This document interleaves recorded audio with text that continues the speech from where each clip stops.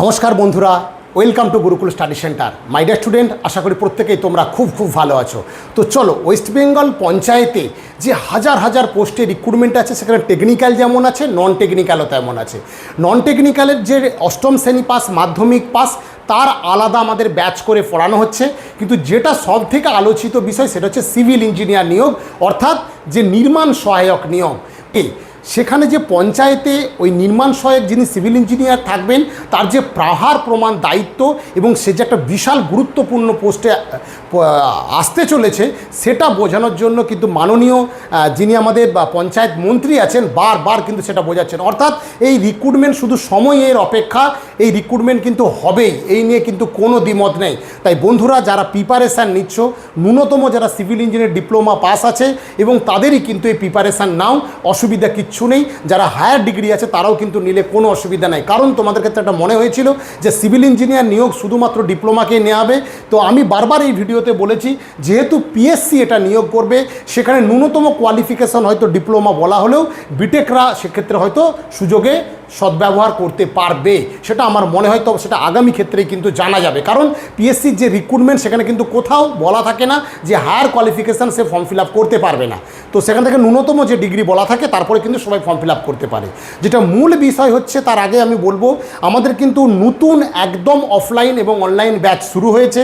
যারা এখনও পর্যন্ত এই অনলাইন অফলাইন ব্যাচ নিতে চাইছিলে, আগস্ট মাসেই আমাদের সেটা স্টার্ট হয়েছে। তোমরা কিন্তু যে নম্বর দিচ্ছি সেই নম্বরে কিন্তু যোগাযোগ করে নাও। একদম নতুন ব্যাচে তোমরা কিন্তু ক্লাস করতে পারবে। কারণ বহু স্টুডেন্ট আছো যারা, যেহেতু 5 বছর ছাড় দেওয়া হয়েছে, তাই যারা এই এজেড, অনেক এজের স্টুডেন্ট 39, 38, 37, 40 এজ প্রায় যাদের অনেকের হয়ে গেছিলো, তারা কিন্তু অনেক ভুলে গেছে। তাদের জন্য বলবো, আমাদের এই বেসিক ব্যাচ তোমরা নাও। এবং এখানে প্রায় 6 থেকে 7 জন একদম পিএসসির দক্ষ ইঞ্জিনিয়াররা আছেন, যারা কিন্তু ক্লাস করাচ্ছেন একদম ধরে ধরে। বেসিক ব্যাচে আমরা পড়াবো। আর নিউ যে অ্যাডভান্স ব্যাচ আমরা ওপেন করছি, সেখানে কিন্তু অনলি যারা তৈরি স্টুডেন্ট, যাদের কোথায় খামতি আছে সেইটুকু জানার জন্য যারা প্রিপারেশান নিতে চাইছো, তাদের জন্য অনলি কিন্তু অ্যাডভান্স ব্যাচ। এবার আমি আসি মূল প্রসঙ্গে, যে কি পরিবর্তন হবে। তোমরা কয়েকদিন প্রায় একাধিক ফোন করছো। আমি বারবার বলেছি, স্টুডেন্ট তোমাদের একটু হোয়াটসঅ্যাপ করে রাখো। তোমরা আবার এটাও বলো যে স্যার আপনি হোয়াটসঅ্যাপ সিন করেন না। প্লিজ, আমি বলছি, অনেক হোয়াটসঅ্যাপ দেখতে হয়, একটু সময় লাগে, সেই জন্য তোমাদের হয়তো সিন করতে পারি না, কিন্তু আমি সিন পরে করে নিই। তো তোমরা সেই হোয়াটসঅ্যাপ করে রাখো, বা এমার্জেন্সি হলে অবশ্যই ফোন করবে, সেটা আমি কখনোই বলবো না। কিন্তু কি পরিবর্তন তোমাদের মধ্যে বারবার এই রিকোয়ারমেন্টগুলো বেশি। আমি বন্ধু একটা কথা বলবো, যে যাই হোক আর যাই হোক, টেকনিক্যাল কোশ্চেন তো থাকবেই, তোমরা টেকনিক্যালটা ভালো করে পড়ো। আর অনেকেই যেটা বারবার আমাকে বলছো, স্যার পিএসসি রিক্রুটমেন্ট করছে, জুনিয়র ইঞ্জিনিয়ার রিক্রুটমেন্ট করে বা অন্যান্য রিক্রুটমেন্ট করে, সেখানে তো কোনো নন টেকনিক্যাল প্রশ্ন থাকে না। তাহলে যেহেতু আগের যে নির্মাণ সহায়কের রিক্রুট, সেখানে ইংলিশ থাকতো, জিকে থাকতো, এই যে জিনিসগুলো, তাহলে এবারে কি থাকবে? দেখো, সরকার কিন্তু বারবার ঘোষণা করছে যে বাংলা ম্যান্ডেটরি হবেই, বাংলাটা অবশ্যই থাকবে। সেক্ষেত্রে ইংলিশ বাংলা যে কম্পালসারি থাকবেই, এ কথা বলাই বাহুল্য। তাই আমি বলবো, একদম কিন্তু পুরোপুরি ল্যাঙ্গুয়েজেন্সি করে যে বাংলা আর ইংরেজিটাকে অ্যাভয়েড করে তোমরা প্রিপারেশান নেবে অনলি টেকনিক্যাল, এটা কিন্তু করো না। তাই মাই ডিয়ার স্টুডেন্ট, একটু মাথা খাটিয়ে পড়ো, একটু সিস্টেমেটিক পড়ো। এটা একটা সুবর্ণ সুযোগ এসছে। নির্মাণ সহায়কে +500+ পোস্ট আছে, এবং সেটা অনেকের ক্ষেত্রে বিভিন্ন রকম আসছে।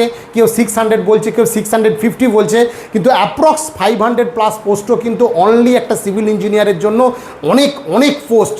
বারবার রিক্রুটমেন্ট হচ্ছে, রেলে রিক্রুটমেন্ট হচ্ছে, কেএমসি রিক্রুটমেন্ট হলো, পিএসসি হলো, এবারে কিন্তু পিএসসির সাথে সাথে আবার হয়তো কেএমসি বেরোবে এবং নির্মাণ সহায়কটা আসছে। তাই বলবো, যাদের এজ হয়ে গেছে, আরও একবার নতুন করে তোমরা প্রিপারেশান নাও এবং ভালো করে প্রস্তুতি নাও, সিস্টেমেটিক ওয়েতে পড়ো। আমি বারবার বলেছি, যে সাবজেক্টগুলো মোস্ট ইম্পর্টেন্ট সেগুলো একটু পড়ো। আর আবার যারা অনলাইন অফলাইন ক্লাস নতুন করে করতে চাইছো, যে নম্বর আমি দিচ্ছি সেই নম্বরে যোগাযোগ করো। অবশ্যই সেখান থেকে তুমি হেল্প পাবে, এটুকু গ্যারান্টি দিতে পারি। আর একটা কথা বলছি, পিএসসিতে পরীক্ষা হলে কত নম্বর থাকবে, টেকনিক্যালে কত নম্বর থাকবে।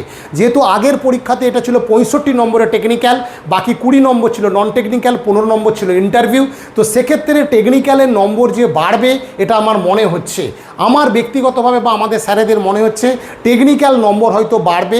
টেকনিক্যালের সাথে একটা নন টেকনিক্যাল পার্ট হয়তো থাকতে পারে। সেখানে হয়তো 100 নম্বরের টেকনিক্যাল, বাকি হয়তো 50 নম্বর বা 40 নম্বরের বা 30 নম্বরের নন টেকনিক্যাল। যেভাবে TCL এক্সাম নেয় তো সেইভাবে এক্সাম নেওয়ার সম্ভাবনাটা হয়তো বেশি। তাই বলবো বন্ধুরা, একদম ভালো করে পড়ো। যে সাবজেক্ট আমি এর আগের ভিডিওতে দেখো আমি দিয়ে দিয়েছি, সেই সাবজেক্ট অনুযায়ী স্টার্ট করো। আমাদের যে সব সুনামধন্য স্যার বা ম্যাডামরা আছেন, প্রত্যেকে ইন্ডিভিজুয়াল সাবজেক্ট আলাদা আলাদা করে নেন এবং প্রত্যেকটা সাবজেক্ট থেকে আমরা কিন্তু মক টেস্ট সেইভাবে রাখি। তাই বলবো ভালো করে প্রিপারেশান নাও। অবশ্যই গুরুকুলে যদি যোগাযোগ করতে যাও, অনলাইন এবং অফলাইন ক্লাসের জন্য যে নম্বর দিয়েছি সেই নম্বরে কিন্তু তোমরা আমাদের ফোন করে নিতে পারো বা হোয়াটসঅ্যাপ করতে পারো। প্রত্যেককেই বলো ভালো থেকো এবং কোনো কথায় কান না দিয়ে সঠিকভাবে প্রস্তুতিটা নাও। আগামী দিনে কিন্তু তোমার সামনে একটা উজ্জ্বল ভবিষ্যৎ, বিশেষ করে যারা সরকারি চাকরির জন্য প্রস্তুতি নিচ্ছ তাদের জন্য কিন্তু ভীষণ রকমের একটা সুবর্ণ সুযোগ আসতে চলেছে।